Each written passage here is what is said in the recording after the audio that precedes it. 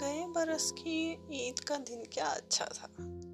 चांद को देख के उसका चेहरा देखा था।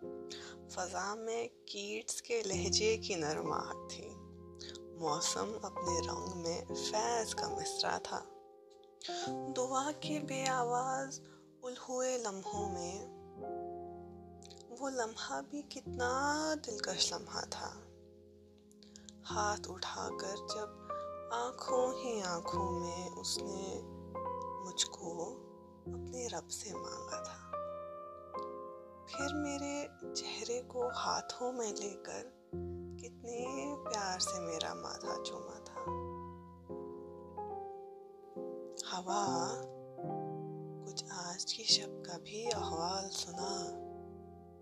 क्या वो अपनी छत पर आज अकेला था या कोई मेरे जैसी साथ थी और उसने चांद को देख के उसका चेहरा देखा था।